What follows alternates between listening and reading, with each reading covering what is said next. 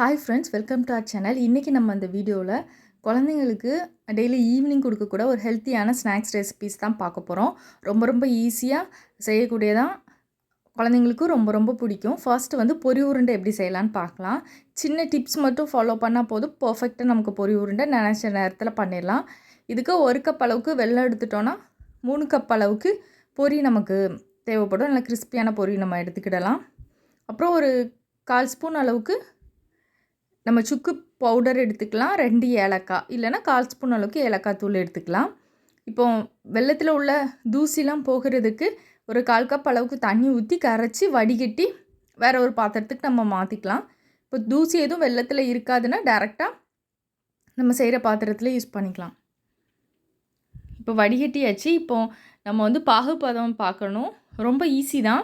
நல்லா கொதித்து கொஞ்சம் நமக்கு திக்காக வர டைமில் என்ன பண்ணணுன்னா, ஒரு கப்பில் வந்து தண்ணி வச்சுட்டு இதிலேருந்து ஒரு 2 சொட்டு அப்படி நம்ம ஊற்றி பார்க்கணும். அப்போ நமக்கு கரையக்கூடாது. இப்போ கரைஞ்சிருக்கு அப்போனா கரெக்டான பதம் இல்லை. தண்ணியில் ஊற்றும் போது கரையாமல் நமக்கு கையில் உருட்டி எடுக்க வரணும். அந்த ஸ்டேஜ் வரை வெயிட் பண்ணணும். இப்போ ஏலக்காய் தூளையும் சுக்குத்தூளையும் உள்ளே போட்டுடலாம். இன்னும் கொஞ்சம் வந்து நமக்கு வத்திரணும். அடிக்கடி இதை மாதிரி நம்ம ஊற்றி பார்க்கணும். லோ ஃப்ளேமில் வச்சுக்கலாம். இப்போ பார்த்தீங்கன்னா கரையலை, கையிலையும் நமக்கு எடுக்க வருது. இது கரெக்டான ஸ்டேஜ். இப்போ நம்ம உடனே ஸ்டவ்வை ஆஃப் பண்ணிடணும். அடுத்த ஸ்டேஜுக்கு போயிட்டுனா மாறிடும்.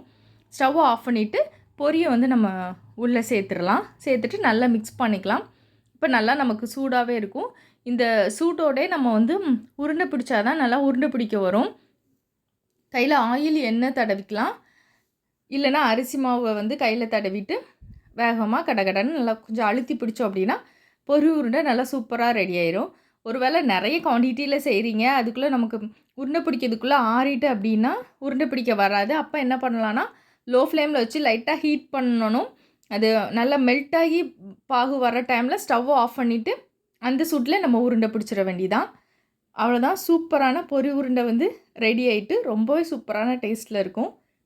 நெக்ஸ்ட்டு குழந்தைங்களுக்கு ஒரு நாளைக்கு ஒரு உருண்டை சாப்பிட்டாலே போதும். ரொம்ப ரொம்ப ஹெல்த்தியான ராகி லட்டு தான். இதில் ராகி அப்புறம் வேர்க்கடலை வெல்லம்லாம் சேர்த்துருக்கோம். ரொம்ப ரொம்ப ஆரோக்கியம். குழந்தைங்களுக்கு மட்டும் இல்லை, பெரியவங்களுமே சாப்பிட்லாம். ரொம்ப ஈஸியாக செஞ்சிடலாம். எப்படி செய்யலாம் அப்படிங்கிறத பார்க்கலாம். இதுக்கு 1 கப் அளவுக்கு நம்ம ராகி மாவு எடுத்துக்கலாம். மாவு வறுக்க எதுவும் தேவையில்லை. இந்த ராகி மாவுக்கு இப்போ தேவையான அளவு உப்பு சேர்த்துக்கலாம். ஒரு 1/4 ஸ்பூன் அளவுக்கு மட்டும் நம்ம உப்பு சேர்த்துக்கலாம். நல்லா மிக்ஸ் பண்ணிவிட்டு கொஞ்சமாக தண்ணி ஊற்றி நம்ம பிசைஞ்சிக்கலாம்.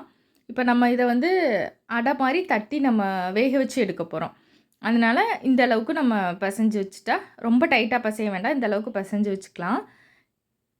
இதில் வந்து ஒரு 1/2 கப் அளவுக்கு வேர்க்கடலை எடுத்துக்கலாம். நல்லா ஒரு கை அளவுக்கு வேர்க்கடலை எடுத்துக்கோங்க. இதை வறுத்துட்டு ஆற வச்சு தொலியெல்லாம் நீக்கி நம்ம ரெடியாக வச்சுக்கலாம். இப்போது இது ரெடி ஆகிற டைமில் நம்ம பிசைஞ்சு வச்சுருக்கோம்லாம் மாவு, ராகி மாவு, அதை சுட்டு எடுத்துக்கலாம்.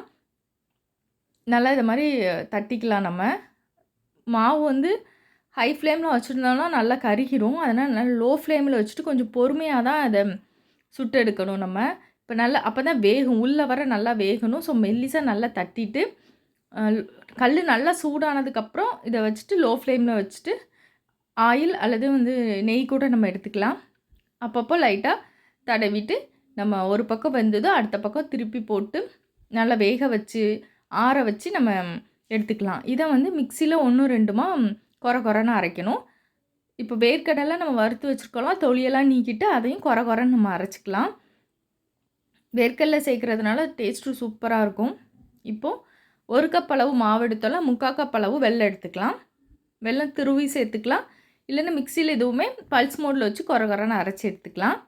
இப்போ லாஸ்ட்டாக நம்ம வேக வச்சுருக்கிற ராகியை எடுத்துக்கலாம். இதையும் பிச்சு போட்டு பல்ஸ் மோடில் வச்சுட்டோம் அப்படின்னா நல்லா பூவாக நமக்கு கிடச்சிரும். அவ்வளோதான்.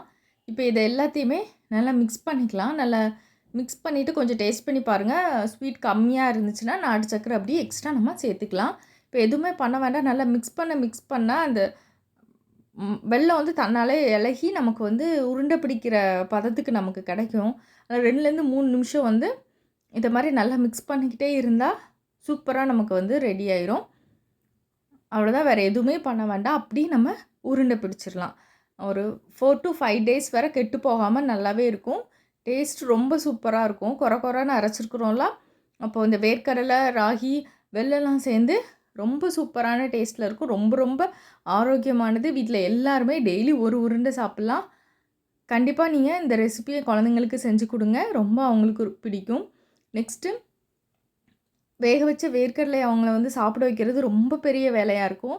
அவங்களுக்கு மோஸ்ட்டாக குழந்தைங்களுக்குலாம் புளிப்பு சுவையெல்லாம் பிடிக்கும். ஸோ மாங்காய்லாம் போட்டு அவங்களுக்கு ஏற்ற மாதிரி நம்ம ரெடி பண்ணி கொடுத்தோம் அப்படின்னா சூப்பராக சாப்பிடுவாங்க. அதுக்கு குட்டி குட்டியாக மாங்காய் கட் பண்ணி வச்சுருக்கிறேன், ஆனியன், அப்புறம் கொஞ்சமாக கொத்தமல்லி இலைகள், அப்புறம் கேரட் கொஞ்சம் துருவி வச்சுருக்கேன், ஒரு 1/4 லெமன் வந்து எடுத்து வச்சுருக்கேன்.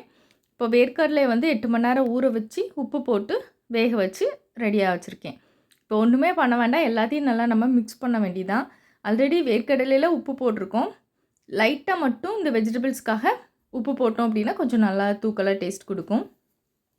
ஒரு பிஞ்ச் மட்டும் உப்பு போட்டு லெமன்லாம் பிழிஞ்சு விட்டு மிக்ஸ் பண்ணிட்டோம் அப்படின்னா சூப்பராக ரெடி ஆயிரும்.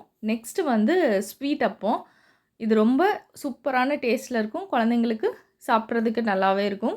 எப்படி செய்யலாம் அப்படிங்கிறத பார்க்கலாம். இதுக்கு பச்சரிசி மாவு 1 கப் அளவுக்கு 2 மணி நேரம் ஊற வச்சுக்கலாம். இதுக்கு ஒரு 3/4 கப் அளவுக்கு நான் வெல்லம் எடுத்திருக்கேன். 1 கப் அரிசிக்கு 3/4 கப் அளவுக்கு வெல்லம் வந்து கரெக்டாக இருக்கும். கொஞ்சம் ஒரு 1/4 கப் அளவுக்கு, ரொம்ப தண்ணி ஊற்றக்கூடாது, 1/4 கப் தண்ணி ஊற்றி இது தூசி இல்லாமல் இதை வடிகட்டுறதுக்காக எடுத்துக்கிறோம். இப்போது ஒரு பேனில் 1 ஸ்பூன் அளவுக்கு எள்ளை வந்து வறுத்துக்கலாம். இது ஆப்ஷனல் தான். அதே மாதிரி தேங்காவும் குட்டி குட்டியாக கட் பண்ணி நெய்யில் வறுத்து போட்டோன்னா அந்த வாசனை சூப்பராக இருக்கும். நமக்கு கொஞ்சம் கடிபடும் போது நல்லாயிருக்கும். ஒரு வேளை விருப்பம் இல்லைன்னா இந்த எள்ளையும் இந்த தேங்காய் வறுத்து போடுறதையும் நம்ம ஸ்கிப் பண்ணிடலாம். இப்போ நான் குட்டி குட்டியாக கட் பண்ணி வச்சுருக்கிறேன். ஸோ இதில் ஒரு 3 நிமிஷம் அப்படியே இந்த நெய்யிலே வறுத்தோம் அப்படின்னா சூப்பராக ரெடி ஆயிரும். இப்போ எல்லாம் ரெடி ஆயிடுச்சு. இதுக்கு வந்து நம்ம வாழைப்பழம் எடுத்துக்கணும். பெரிய சைஸ் வாழைப்பழம்னா 1 வாழைப்பழம், குட்டி சைஸ்னால் 2 வாழைப்பழம், 2 ஏலக்காய் எடுத்துருக்கிறேன். நம்ம தண்ணி ஊற்றி அரைக்கிறதுக்கு பதிலாக அந்த வெல்லத்தை தான் எடுத்துக்க போகிறோம். அரிசி வந்து நல்லா நமக்கு ஊறி ரெடியாக இருக்குது. 2 மணி நேரம் ஊறினா போதும். இப்போ இதை மிக்ஸி ஜாரில் மாற்றிக்கலாம். இப்போ தண்ணிக்கு பதில் கொஞ்சம் கொஞ்சமாக நம்ம அந்த வெள்ளை தண்ணியை ஊற்றி நல்லா நம்ம அரைச்சி ரெடி பண்ணிட வேண்டியதான். சூப்பராக ஈஸியாக நமக்கு வந்து அரைப்பட்டுரும். இதை வந்து நம்ம உடனே சுடணுன்னா கொஞ்சம் ஒரு 1/4 ஸ்பூன் அளவுக்கு சோடாப்பு போடணும். நம்ம புளிக்க வச்சு 2 மணி நேரம் 3 மணி நேரம் புளிக்க வச்சு சுட்டோம் அப்படின்னா சோடாப்பு போட தேவையில்லை. இப்போ அரைச்சி வச்ச மாவு, நெய்யில் வறுத்து வச்சுருக்கிற தேங்காய், அப்புறம் எல்லாத்தையும் சேர்த்து மிக்ஸ் பண்ணிவிட்டு இப்போ ஒரு 3 மணி நேரம் நான் புளிக்க வைக்க போகிறேன். 3 மணி நேரம் அப்புறம் பணியாரக்கல்லில் ஊற்றி சுட்டு எடுக்க வேண்டியதான். இப்போ 3 மணி நேரம் ஆகிட்டு சூப்பராக புளிச்சிட்டு, இப்போ நம்ம பணியாரக்கல் நல்லா ஹை ஃப்ளேமில் வச்சுட்டு ஹீட் பண்ணிவிட்டு லோ ஃப்ளேமுக்கு மாற்றினதுக்கப்புறம் நெய் சேர்த்துட்டு நம்ம பாதி அளவு மாவு மூழ்கிற அளவுக்கு அந்த குழியில் ஊற்றி வேக வச்சு எடுத்துக்கணும். லோ ஃப்ளேமில் தான் இருக்கணும். வெல்லம் போட்டிருக்கிறதுனால சீக்கிரம் கரிஞ்சிரும், உள்ளே வேகாமல் இருக்கும். ஒரு பக்கம் வெந்ததும் அடுத்த பக்கம் திருப்பி போட்டுக்கலாம். இப்போ எல்லாமே உள்ளே வர நல்லா வெந்திருக்கு அப்படின்னு எப்படி தெரிஞ்சுக்கலான்னா, திருப்பி போட்டதுக்கப்புறம் கொஞ்சம் நேரத்துக்கு அப்புறம் ஒரு கம்பி வச்சு இது மாதிரி குத்தி பார்த்தோம் அப்படின்னா மாவாக இல்லாமல் இருந்துச்சுன்னா வெந்துச்சுன்னு அர்த்தம். வெளியில் எடுத்துடலாம். மாவாக இருந்தால் கூட ஒரு 2 நிமிஷம் வச்சு நம்ம சுட்டு எடுத்துட வேண்டியதான். நல்லா சூப்பராக நமக்கு ரெடி ஆயிரும். இதை மாதிரி நீங்களும் செஞ்சு பாருங்கள்.